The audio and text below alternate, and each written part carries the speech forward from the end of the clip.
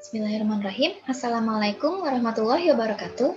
Hajime perkenalkan nama saya Febi Syaharani dari Prodi Pendidikan Bahasa Jepang kelas 1A. Di sini, saya akan mempresentasikan sedikit tentang materi dari artikel jurnal saya dengan judul Hikikomori, sebuah kehidupan antisosial para milenial Jepang. Berikut adalah materi yang akan dibahas nanti. Yang pertama yaitu latar belakang, yang kedua penderita, yang ketiga berupa kasus-kasus serupa, dan yang terakhir adalah bentuk pengobatannya. Sebelum masuk ke materi, saya akan menjelaskan sedikit mengenai pengertian hikikomori. Jepang memiliki banyak budaya dan kebiasaan yang dianggap unik oleh banyak orang di seluruh dunia, dan salah satu dari kebudayaan tersebut ialah hikikomori. Hikikomori secara harfiah berarti mengurung diri. Istilah ini menggambarkan sebuah fenomena di kalangan remaja, bahkan orang dewasa di Jepang, yang mengurung diri mereka dari kehidupan sosial.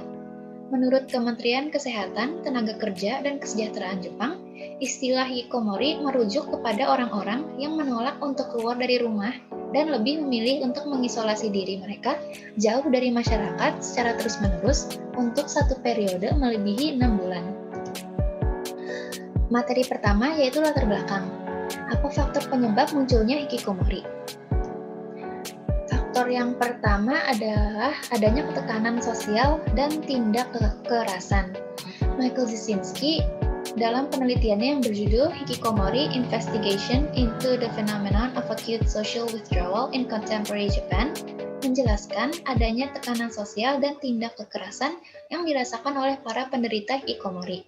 Tindakan-tindakan tersebut biasanya terjadi di lingkungan sekolah, atau sering juga dikenal dengan bullying.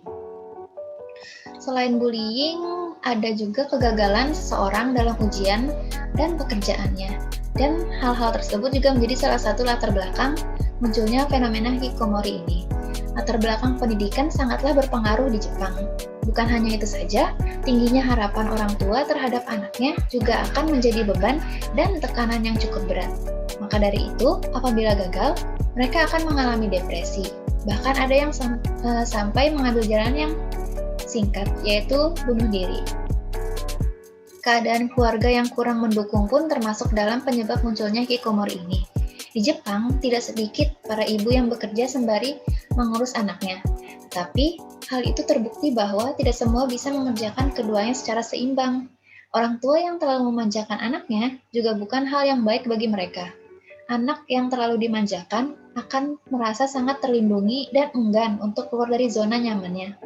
Anak-anak juga akan kehilangan kemampuan mereka untuk berinteraksi di tengah masyarakat. Adapun perangkat elektronik yang menjadi salah satu faktor penyebab munculnya hikikomori ini. Perangkat elektronik seperti telepon genggam, komputer, dan internet mampu menyediakan ruang di kesendirian yang lebih menarik dibandingkan kehidupan nyata. Bahkan, ada orang yang mampu menghabiskan waktunya dengan bermain game atau mengakses apapun melalui internet, yang juga merupakan salah satu kegiatan yang dilakukan oleh para penderita hikikomori.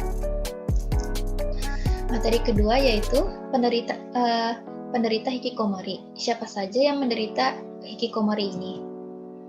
Para pelaku hikikomori itu adalah mereka yang berusia produktif, yaitu remaja sekitar umur 20-an.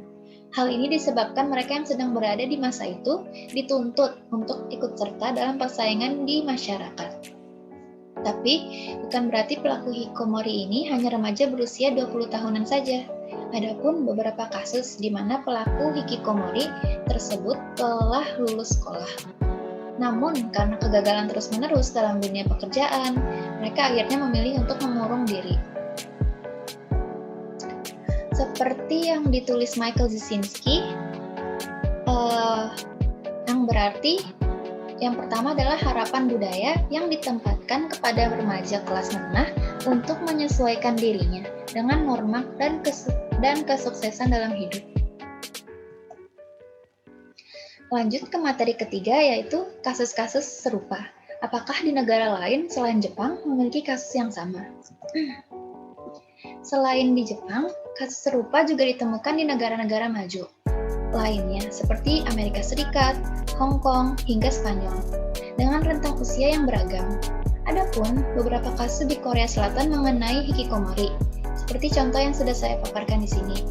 Apalagi yang bisa saya lakukan dalam hidup saya, kata seorang pria dari Korea Selatan berumur 34 tahun yang sudah lama hidup di kamarnya selama 16 tahun. Ia keluar dari SMA-nya di tahun 2001 dikarenakan terlalu banyak stres. Ia belajar untuk ujian masuk Universitas Nasional selama 3 tahun, tetapi ternyata hal itu tidak berjalan lancar, sehingga ia berganti ke ujian pegawai negeri sipil.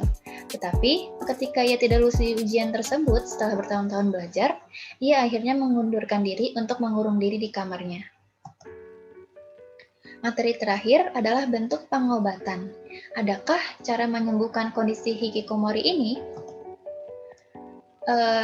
Yang pertama adalah terapi keluarga yang melibatkan penderita hikikomori dengan keluarganya. Yang kedua, paparan langsung untuk meningkatkan kontak sosial. Yang ketiga, terapi lingkungan dengan hikikomori lainnya. Sedangkan untuk mereka yang benar-benar tidak ingin keluar rumah, langkah pertama yang biasa diambil adalah kunjungan ke rumah terus-menerus untuk menarik keluar si hikikomori dari kamarnya. Adapun obat-obatan yang bisa digunakan, antidepresan juga dapat digunakan, dan paroxetin terbukti efektif dalam penanganan salah satu kasus di mana penderita didiagnosis dengan gejala obsessive compulsive disorder yang mengurung dirinya selama 10 tahun. Kesimpulannya yaitu Jepang sedang berada di masa epidemik di mana para remaja dan dewasa muda mengurung diri di dalam kamarnya sebagai jalan keluar untuk menghilangkan diri mereka dari mata masyarakat. Meskipun fenomena ini dapat dilihat dari berbagai aspek dan kondisi, prevalensi, tingkat gangguan, dan durasi gejalanya sendiri masih menjadi sebuah bahan diskusi. Mungkin karena fenomena ini juga secara relatif tergolong baru, jarang dipelajari, dan juga khusus di Jepang masih banyak misteri di balik fenomena hikikomori ini. Ya, sekian yang dapat saya sampaikan, kurang lebihnya mohon dimaafkan. Wassalamualaikum warahmatullahi wabarakatuh.